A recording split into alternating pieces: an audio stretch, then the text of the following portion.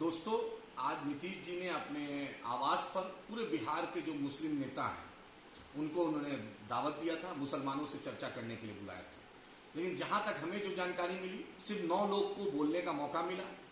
नीतीश जी ने ललन जी राष्ट्रीय अध्यक्ष का चालीसा पढ़ा कि बहुत अच्छा काम कर रहे हैं, उमेश कुशवाहा साहब का चालीसा पढ़ा, बहुत अच्छा काम कर रहे हैं, और थोड़ा बहुत जमा खान साहब का भी उन्होंने कर दिया। ये वही जमा खान है जिन्होंने झूठ बोला था कि हाफिज साहब को मदद हुई है, कुछ मदद नहीं हुई। ये वही नीतीश जी की सरकार है जो आरपीएफ का कांस्टेबल चेतन कुमार ने मारा, उस बिस्पी के मधुबनी के रहने वाले को आज तक एक मदद सरकार की तरफ से नहीं मिली।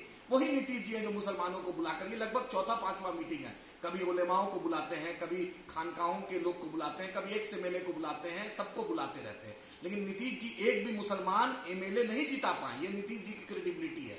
2005 से लेकर 2020 तक चुनाव हुआ, एक भी मुसलमान नीतीश जी के राज में कंटिन्यू कोई ऐसा नहीं है जो एमपी एमएलए जीत कर आया है। मुनाजिर हसन थे, वो छोड़ दिए, बाकी दूसरे लोग थे, आपके सामने है नीतीश जी को कैसे छोड़ा, लोगों ने देखा है।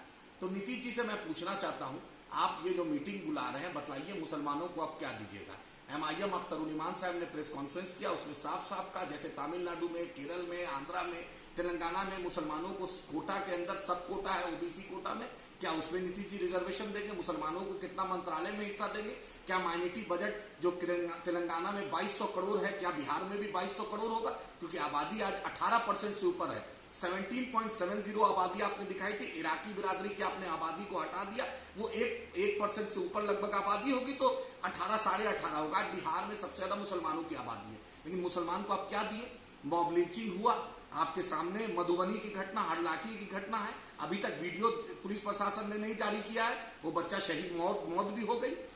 डीएसपी इनका क्या नारा लगाता है आपने देखा, हदवा में आपने देखा, एक मुस्लिम महिलाओं के साथ इनका एसएचओ नवादा में क्या गाली गलौज किया है, आपके सामने है।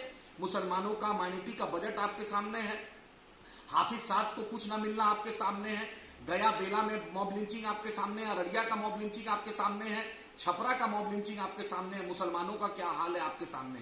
9 लोगों का बोलने का मौका मिला। नीतीश जी ने ये नहीं बोला कि शेरशाहवादी बिरादरी को मंत्रालय में हिस्सा मिलेगा कि नहीं, सुरजापुरी बिरादरी को मिलेगा कि नहीं, अंसारी बिरादरी को मिलेगा कि नहीं, राइन बिरादरी को मिलेगा कि नहीं, कलाल बिरादरी को मिलेगा कि नहीं। आप नीतीश जी ने ये नहीं बोला। नीतीश जी ये नहीं बोला कि कुल्हैया बिरादरी को मिलेगा कि नहीं, शेखरा बिरादरी को मिलेगा कि नहीं, और मोमिन बिरादरी में मिलेगा कि नहीं। नीतीश जी ने ऐसा कुछ नहीं बोला। नीतीश जी ने अपना चालीसा पढ़ा कि 24 आ रहा है, 25 आ रहा है, मुझे वोट दीजिए। भाई ये 18% आबादी कब तक वोट देगी? 3% आप हैं, 8 बार आपको मुख्यमंत्री बनाया। लालू जी के परिवार को 14% होकर हमने उनको, उनकी पत्नी को, बेटे को, दूसरे बेटे को, उनकी बहन को, दोनों मामा को एमपी एमएलए मंत्री सब बना दिया। लेकिन हमें क्या मिला? शहाबुद्दीन परिवार को कोई पूछने वाला नहीं, अब्दुल गफूर साहब के परिवार को पूछने वाला नहीं, अब ये क्या कहते हैं तस्लीम साहब के परिवार को इन्होंने नहीं पूछा। आप ही बताइए आखिर हमें कब इनको मिला? गफूर साहब एक्स चीफ मिनिस्टर, उनको कुछ पूछने वाला नहीं।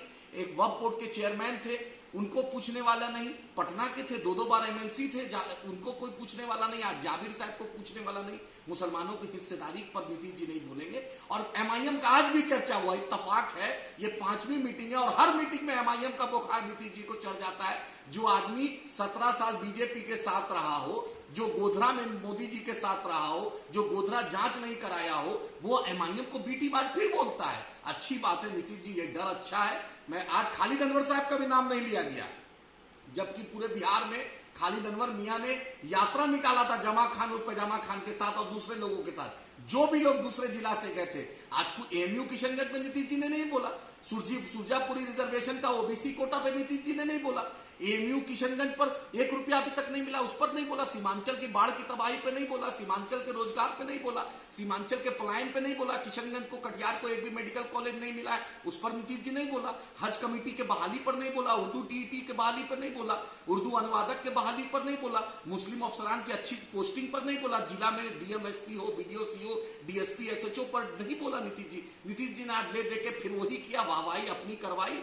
और बेचारा खालिद अनवर साहब का तो नाम भी नहीं लिया गया, क्योंकि इन दोनों लगे हुए हैं, खालिद अनवर साहब और जमा खान मियां दोनों लगे हुए हैं कि किसी तरह लोकसभा मिल जाए। उन्हीं के ढाका में आज मुसलमानों को चंदनवाड़ा जो मदरसा पर क्या टिप्पणी आई, भागलपुर में कहलगांव में मुसलमानों पर क्या टिप्पणी आई, किसी ने कुछ नहीं बोला। हम नीतीश जी से मांग करते हैं, नीतीश जी ये दोहरा चरित्र छोड़िए और 2024 के बाद आप कहां रहिएगा ये देश भी जानता है, बिहार की जनता जानता है। अगर आप 18% मुसलमानों का वोट लेना चाहते हैं, 20% से ऊपर दलितों का वोट लेना चाहते हैं, इन दोनों को हिस्सेदारी देनी पड़ेगी, मंत्रालय देना पड़ेगा, इनका बजट बढ़ाना पड़ेगा, इनके लोगों को सरकार में भागीदारी लेना पड़ेगा। और लालू जी आप बार बार कहते हैं जिसकी जितनी हिस्सेदारी उसकी उतनी भागीदारी, तो मुसलमान और दलित हिस्सेदारी और भागीदारी की बात कर रहा है, हिस्सेदारी की बात कर रहा है। इंशाअल्लाह आप लड़ाई लड़ेंगे।